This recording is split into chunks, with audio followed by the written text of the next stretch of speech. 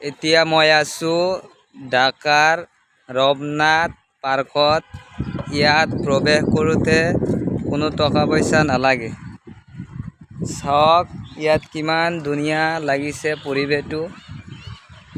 এই পাৰ্কটো বহুত বহল। আমি কেতিয়াৰ পৰা ঘূৰি আছোঁ, এতিয়াও শেষ মুহূৰ্ত পোৱা নাই। তো আগত আৰু কিমান আছে অলপ চাওঁ, আপোনালোকেও চাই থাকক। এইজন মোৰ খুৰা, ঢাকাত থাকে, ঢাকাত চাকৰি কৰে। এইজন মোৰ সৰু ভাইটি, এইজন মোৰ খুৰা মোৰ লগতে আহিছে। আমি দুয়োজনে একেলগে আহিছোঁ অসমৰ পৰা। চাওক কেনেকুৱা লাগিছে।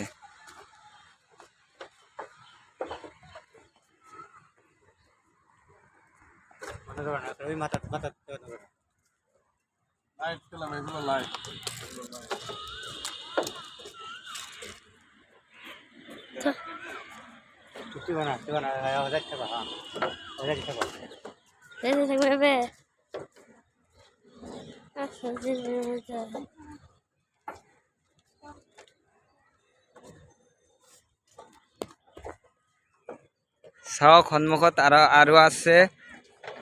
আমি সন্মুখত গৈ আছোঁ, লাহে লাহে আগুৱাই আছোঁ। চাওক কি ধুনীয়া পানী। ইয়াত বোট চলে। তো আজি ভাগ্যটো বেয়া, আজি বোটটো কিবা কাৰণত বন্ধ কৰি ৰাখিছে, নহ'লে আমি উঠিব পাৰিলোঁ হয়।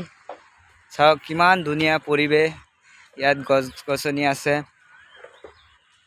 সকলোৱে বহি আছে, ক্ৰিকেট খেলি আছে, ফুটবল খেলি আছে। কিমান মানুহ।